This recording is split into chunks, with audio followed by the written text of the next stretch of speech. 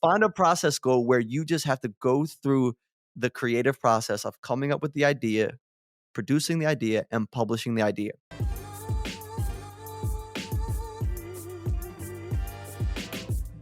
And so I've had like I have a quote written down here. You said that once you realize that like being a teacher wasn't for you, you're just kind of floating through college, right? So how did like when you're in that, what's your advice to someone that's going through that situation now where they don't necessarily know what they want to do and they're just kind of floating around, like looking for just distractions to distract themselves from the fact they don't know what they want to do? Like what's your advice to someone in that scenario?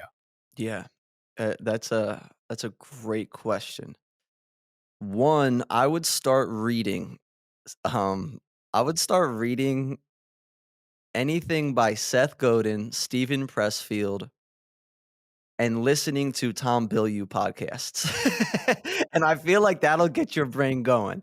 Next, I would create a side project sprint with 2 to 3 of your good friends and say, "Hey, let's make a project where we are the bosses, where we get to say yes or no to the final product." It could be creating a snapback brand. It could be, "Hey, let's create a concert at our school," right? Like, let's do something that uh, uh, we get to be the autonomy and the accountability to see this through. Like, if it fails, it's on us. If it succeeds, it's on us. Because so much time is spent not doing projects where you have accountability, and you only really learn when you have accountability for whether or not it works or not. Because if I fail for the brand I'm working with or like the company, it doesn't really matter. It doesn't really affect my bottom line. But when it affects the success of your project, you learn a lot. You develop a bond with your friends, and then you start to pick up a knack and a sense for the skills of the things that you like to do, what the world's responding to you about. So yeah, pick a sprint, like a 3 to 6 month sprint of a project where you can say, "Hey, let's do it." It doesn't need to be a business that we start and be partners with forever. Let's just pick this thing, go all in. And I the reason I say that is like I sort of started to do that towards the end of my college career with Asher and with our friends unofficially. And that was when I started to feel like more purpose and more like excitement about like what I had to offer to the world, and yet allowed me to um avoid the distractions of just like partying and just slogging through. Yeah, and I've heard you say in the past too that like you didn't realize you had this creative muscle until you started working with Asher. Like, kind of allowed you to flex that muscle more and more. And so, like, how was it just again kind of back? We talked about finding your passion. Was it just trying things out and figuring out like that you were creative? Because like you used to think creativity was reserved for people with paintbrushes and stuff, right? Yeah. Yeah, that's totally accurate. Asher having the guts to put it out was super inspiring to me. I think a lot of what inspires people too is just it's their immediate friend group, is the people around them, and their actions inspire them. It's like, how are people carrying? What are people doing? Like, what, like, how, and like Asher just doing that in itself, it gave me an excuse, number one, to kind of like live vicariously through him, whether I was like helping create content, either just behind the scenes, just seeing it, just having an opinion on it. I could just like kind of get a sense of the world. And then, yeah, um, eventually too, just, you know what I realized? It's like I'm gonna try to find an analogy here. I don't know if it's gonna work. Okay, I'll tell you. This is the analogy. Say you have like a big jacked friend, and like you're not so jacked, but you go into like a new environment. You kind of feel safe with him around. Like he's gonna like no one's gonna mess with us because he's like physically superior to everyone. I felt Asher was like creatively superior to everyone. So I was like, oh, if I'm just around him, then like people really won't, like, I'm protected, like at least I don't know, like there's kind of like this safety in knowing that like the attention's really going to be on him. And yeah, it just makes it safe for everyone else to do this too. So I think that's I don't know, I think that analogy kind of works. And so after just doing it, like I would be confident to hop on songs. I was making songs like by myself. I remember like the first time I played a song for him, I was like so nervous. And I remember like you get one smile out of someone laughing. And I started to realize that like really where my skill set showed up wasn't anything musical, not a musical bone in my body, but the lyrical content, like writing catchy lines, writing like a succinct message in a couple words that would evoke an emotion out of someone. That's what that's what I was good at, and even in hindsight, like I still do that every single day in the marketing, the videos I make, the company I work with. But go ahead. Yeah, I think that answered the question. Yeah, no, for sure. What do you do? Like you obviously you had Asher, but what do you do if you're someone that doesn't have that jacked creative friend? Like, how do you find that person? Yeah. Yeah. Okay, so more recently, I've been so I built a YouTube, like, not to skip ahead, but I built a YouTube channel. I did all the things. I made my own videos, and then in the last year, I started creating a brand new account. And I purposely haven't shared anything of this brand new account on my old page because I wanted to feel what it felt like starting from zero. Like I wasn't weighing on any of my old followers because I wanted to like feel that like yeah, starting fresh feeling. And the account's almost up to 5,000 on Instagram. TikTok's almost like 35,000. Probably by the time you hear this, it's at 100,000, maybe a million, who knows? And and so I wanted to feel that what that felt like. And what I would say is, and this is how I did it. I created 3 goals. I created a metric goal, a process goal, and a fun goal. And the metric goal is like, okay, such and such followers by this time. And the process goal is an amount of videos published or published a week. So that's the process. And then like, that is important. That's almost that's especially I think that's more important to get to like, find a process goal that gets you to 100 videos in a certain amount of time. Maybe if it's YouTube, maybe it's like a year or 2 years. If it's TikTok, it might be 2 weeks to post 100 videos. But, like, find a process goal where you just have to go through the creative process of coming up with the idea, producing the idea, and publishing the idea. And each part of that sequence, you're gonna learn about, like, what works for you, what you enjoy doing, what the audience is picking up and putting down, but don't put too much worry into the the metric goal at that point. Focus on that process goal at the jump. And then the fun goal for me, I'll just give you an example, is on my podcast right now, I don't even have a metric goal for my podcast. I did it first, but I decided it's just going to be a process goal to post every single week, and then within a year interview Will Smith. And then so that's a fun goal. That's a fun goal that, like, if I get closer to the opportunity of filming Will Smith, then, like, the brand will be better, the podcast will be better, I'll be having fun with it's just like a cool moment to reach for that, like, even if I miss, the podcast will be, it'll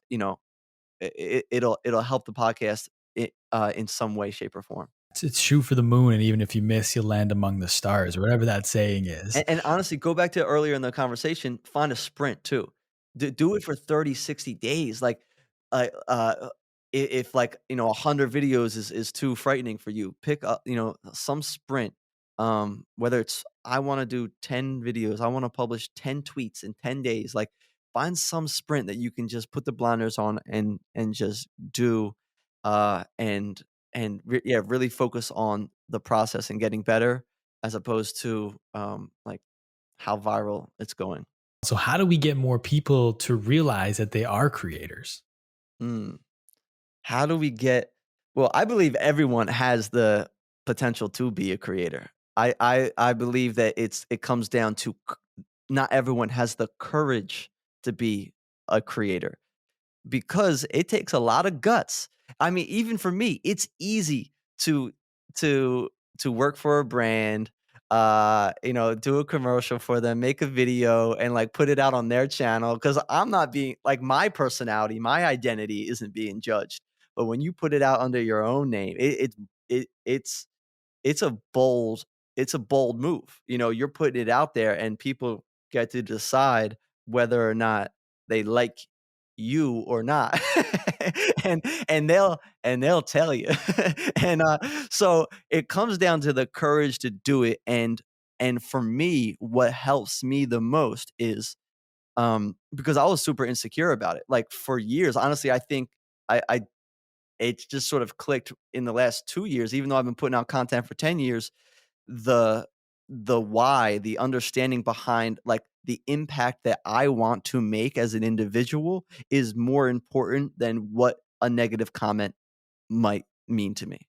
So, like, I just you have to accept the fact that the more people that like you, the more people are gonna show up to try to cut you down. Like, that's just it's just how the internet works, and if you don't wanna play that game, then maybe just continue to work for brands, but I will tell you it's possible. If you can start to find the mental fortitude to put the emphasis on the people you're impacting with your ideas, your shorts, your comedies, your vlogs, whatever, and know that they're more important than the haters, it's worth it.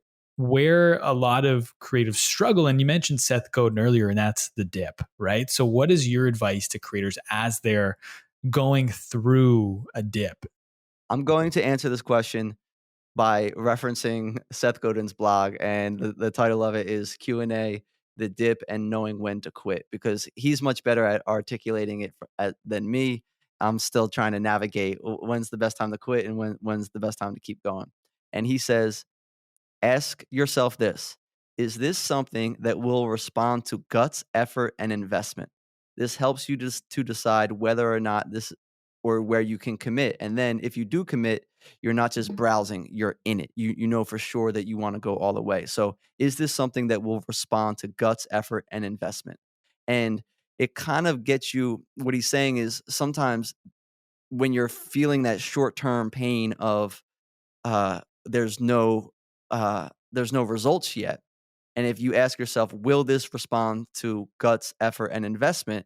That'll give you clarity on knowing whether or not to quit or not. And for me, I mean, the podcast is a good example. I've said yes to more things recently than I can take on, and you know, I want to take a couple weeks off, but I know that if I take a couple weeks off, I'm going to lose momentum. But if I keep going, it's going to respond to guts, effort, and investment because I'm getting a sense of the buzz, the initial the initial reactions that people are giving me, the feedback that it's going to respond to guts, effort, and investment. So that's enough for me to keep going uh and work through these short term obstacles.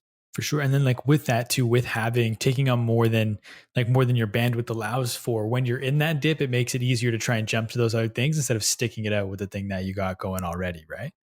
Bro, first, I want to interrupt you and say you're great at asking questions. Thank you. I gotta learn from you. I gotta learn from you. You're very articulate, and I like where this podcast is going because we went going off on a tangent, and you're doing a great job with the questions. Can you ask the question again though? Because I totally forgot it in going on my rant. Yeah, because so now that you have these things popping up, all these extra things that kind of you said yes to, that's more than your bandwidth allows. When you're going through a dip, that makes things tougher because now there's all these distractions, these bright lights you can kind of go and chase. That allows you to kind of get out of that the dip, quote unquote, versus sticking with the dip and riding it until it kind of crests. So what I'm trying to do right now is I am working on building systems around how I create my content, when I create my content, and having a process about it.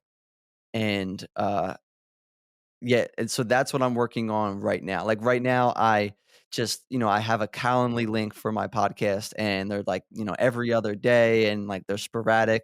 But instead I changed the Calendly link options to just Wednesdays and Thursdays. So I know in my head I can compartmentalize. Those are days I'm doing recordings. And all the other days I can focus on the other things that are moving things forward. Whether it's the marketing of it, whether it's doing the TikToks or my day job. And my day job, I do have a day job too. So this is just proof that you can create momentum in a side in any sort of side project. And the way that I see this, I enjoy it. I have a lot of fun doing it. This is shooting hoops for me. The way other people might go kayaking or like pick up some sort of side hobby. Like I love creating content. I've been doing it since I bought that initial JVC camera, and I think for me now too, I'm just I'm more confident because I just, uh, I don't know why I cared less. You know what? The reason I care less about what other people think is because I I'm much better at, um, focusing on the wins and, like, things where people have told me firsthand, "Tom, like, if you didn't I didn't have that conversation with you, I would've quit and went and done this." Like, people that are full-time creators have told me that, and I'm like, "Okay, well, if one person can tell me that," and, I don't really care what, like, so and so said randomly on the internet, to try to bring me down because I don't know, I know that it's affected at least one person in a positive way, and that's what I kinda come back to. That wasn't totally the answer to the question, but it's like, I guess going back to the why and, why I really care about this.